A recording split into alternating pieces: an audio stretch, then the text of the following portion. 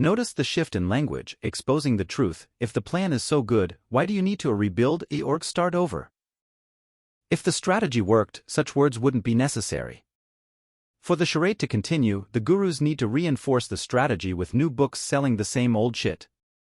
And the bigger question, do you think the gurus need to start over, or a rebuild? Of course not. They don't use the plan. They sell. They operate in an entirely different wealth universe not predicated on uncontrollable limited leverage. Chapter Summary: FastLane Distinctions. Take advice from people with a proven, successful track record of their espoused discipline. Many money gurus often suffer from a paradox of practice. They teach one wealth equation while getting rich in another. They're not rich from their own teachings. 15. Slowlane Victory. A Gamble of Hope. Exodus, life in the Slowlane. Wealth by the Slowlane roadmap is analogous to Exodus, the biblical story of Moses. God leads Moses out of Egyptian bondage into a daunting 40-year journey through the desert with the promise of a glorious future in the land of milk and honey. After a lifetime of toil and struggle, Moses arrives at the doorstep to his destination and wham! He dies. He never sees the promise of the journey because life has no guarantees. Sadly, Slowlane wealth is akin to this long, perilous journey through the desert. It's a trip that takes decades to finish, starves your life, and makes no promises. Yes, graduate from college, get a good job, entrust your money to the stock market, serve the boss well, and you might be rewarded. In today's harrowing financial climate, I'm surprised people still believe it. But people do, and in legions. When I see sales figures for Slowlane books, I'm dumbfounded. Millions sold. How sad. Millions being led astray down a path littered with dangerous potholes and detours, a road that takes years to travel for a far-fetched promise of a freer tomorrow. To assume that you will live a long, healthy life is arrogant. To assume that life won't throw you any curves is naive. For the Slowlane to prevail, it assumes life is predictable and forgiving. It isn't. You lose your job. You get sick. The car needs a new transmission. You get married. You get divorced. You have kids. You have a child with special needs. You have aging parents who need care. The economy dips into recession or depression. Life is a menagerie littered with crisis points, which make the Slowlane roadmap a risky bet that consumes your most precious asset, time. 7 Slowlane dangers. People drive the Slowlane because it's what they've been told to drive. They believe the risks are minimal and it's safe. After all, 90% of all new businesses fail after 5 years, so the FastLane can't be any safer. If you lob a little logic into the Slowlane narratives, you'll find that it's extremely hazardous and a plan based entirely on hope. Assumptions, decades of them, expose the Slowlane's true risks. Choose to travel the road and choose to gamble. Here are the risks. 1. The danger of your health. The Slowlane hopes you will live long enough to enjoy the fruits of your savings as you hit your late-stage years. Remember, you will have millions when you retire at 65. Will you be healthy enough to enjoy it? Alive? If you can't work your job, you can't make money. If you can't work, what happens to this plan? Also, avoid other calamities. Hope your job stress doesn't kill you and your family remains healthy. 2. The danger of the job. The Slowlane hopes that you'll be gainfully employed at all times, safely climbing the corporate ladder year after year. You must avoid layoffs, corporate politics, firings, poor industry cycles, job skill degradation, and bad job markets. 3. The danger of your home. Home equity is lauded as a middle-class wealth vehicle. Many gurus have shouted from the rooftops, retire on your home equity, and your home is an asset. Capital BS.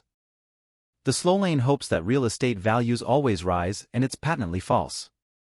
In 2008, the value of my home equity plummeted $800,000. I disavow my home as an investment and, thankfully, I do not rely on it. 4. The danger of the company. Not many companies outlive the centuries. If your retirement faith is put into one company in the form of either 1. Your job, 2. Your pension, or 3. Their stock, you hope the company survives. You make a bet.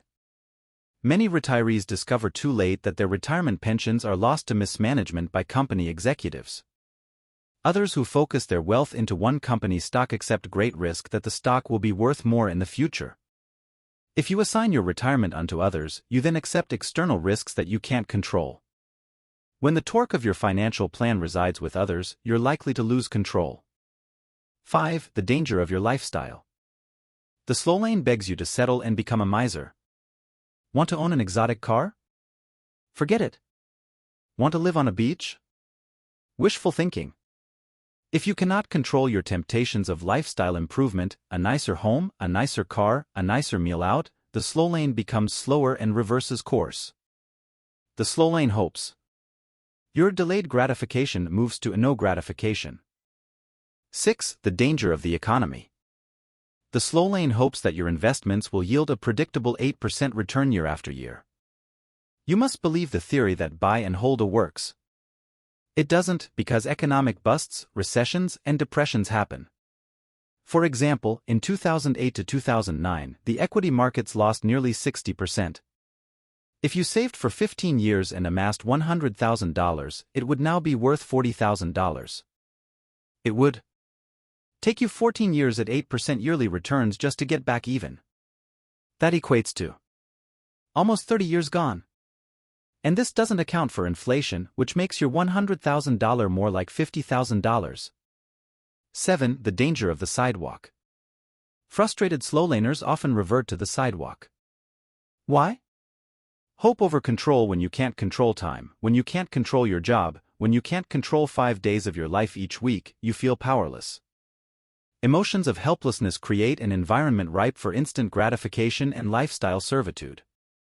A study published in 2008 by the Journal of Consumer Research found that when people feel powerless and out of control, they have a strong desire to buy things that convey a high status. Why do they feel powerless? Simple. In the Slowlane, you relinquish control because time is in control and the gates to the sidewalk reopen. Hope is not a plan. Resistance is futile. When you perform an autopsy on the Slowlane, you see its true colors. It's slow, it eats time, and it's risky. When a Slowlaner realizes the plan isn't working, he goes into overdrive. Overdrive in the Slowlane is like pushing a car's accelerator to the floor, hoping its upper speed limits somehow will mystically extend higher, when in fact, the racetrack itself is the problem, not the accelerator. Yet, a Slowlaner will try to manipulate his weak mathematical universe by trying to make the variables malleable. Manipulate intrinsic value by increasing hours worked. I need to make more money. Manipulate intrinsic value by changing jobs or adding jobs. I need to get paid more. Manipulate intrinsic value by going back to school. I need a better career. Manipulate compound interest by seeking better investment yields. I need better investments. Manipulate compound interest by expanding investment time horizon. I need more time. Manipulate compound interest by increasing the investment. I need to save more. Each of these 6 responses is a futile attempt to manipulate the impotence of the Slowlaner's wealth equation. Unfortunately, the limitations of the mathematics cannot be subverted, and doing so results in dangerous cause-effect cycles. When a Slowlaner wants to make more money, he increases his hours worked, switches to a better-paying job, or adds jobs. When a Slowlaner wants to get paid more, he goes back to school, hoping to increase intrinsic value. When a Slowlaner realizes that a 3% investment return isn't building wealth fast enough, bigger risks are assumed for bigger returns. When a Slowlaner watches 40% of his nest egg disappear in an economic recession, he goes back to work arguing that 5 years is not enough to get back to even. You can't overcome the limitations of mathematics. A car that has a top speed of 10 miles per hour will always have a top speed of 10 miles per hour, no matter how hard you push the accelerator. If you travel across the country at 10 miles per hour, you're going to need 40 years. The Slowlane is predisposed to mediocrity because the numbers are always mediocre. The Slowlane is risky because its variables are uncontrollable and leverage is absent. ULL really means ULL never get rich. Yet, lifestyle is the one variable Slowlaners can effectively manipulate. Unfortunately, this quickly turns Slowlane life into a stale exhibition of misery. Yes, settle for less. Wealth fail, wrong equation.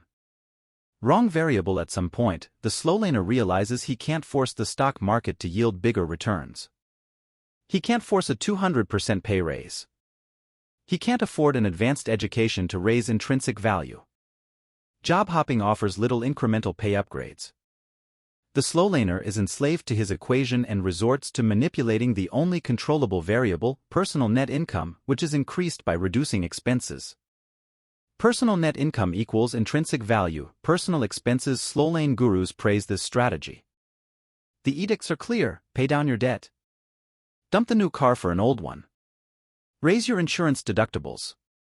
Cancel your credit cards and pay cash for everything. Quit buying $10 coffee at Starbucks. Bag your lunch. Shop in bulk. Spend 4 hours clipping coupons. Come on, buddy, slash those expenses. Someday you're going to be rich. Hilarious. These tiresome strategies are a classic response to being stuck in the slow lane. Lifestyle degradation. When you're married to a bad wealth equation, this is resistance. This is like getting a divorce by sleeping on the couch. Since wealth is tied to time and can't be controlled, you're left with kitchen scraps, lifestyle degradation in the form of expense reduction. Yup, become a cheapskate. Wrong.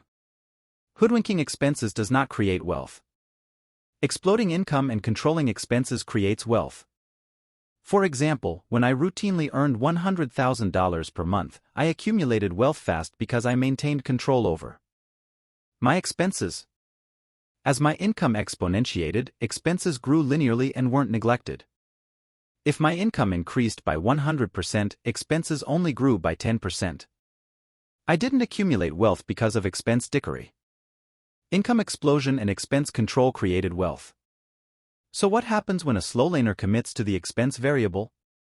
Life becomes about what you can't do. You can't take that trip. You can't buy your kids a decent pair of shoes. You can't own a dream car. You can't subscribe to the movie channels. Yes, the good old sacrifice your today for the promise of tomorrow. You settle. Slowlane victory, fame or a geriatric ward? Why invest in a plan that consumes 40 years of your life and fails most of the time? I wouldn't. The dreary reality is that slowlane failure doesn't happen overnight. Failure transpires over the years like a termite-infested woodshed, and when its denizens come to judgment, it's too late. Yes, slowlane victory is as tough as a truck stop sirloin. In a 2002 AARP, formerly the American Association of Retired Persons survey, 69% of the respondents said they would need to work past retirement age. A year earlier, 45% said they would need to work into their 70s and 80s. We can deduce something disturbing from this data: the slowlane's failure rate is near 70%. Despite the risks, despite the mathematical limitations, despite the typical 5-day trade for a weekend, despite all of it, you might stand firm and try your luck. While victory isn't impossible, I need mention a few things. Slowlane winners are usually extremely talented, elderly, or overworked. How to win the slow lane? The secret exit. The slow lane can be defied if you find it's a secret exit. It's get out of jail free, a card that neutralizes the limitations of uncontrollable limited leverage. That secret slow lane escape? Fame. Fame breaks the mathematical limitations of intrinsic value.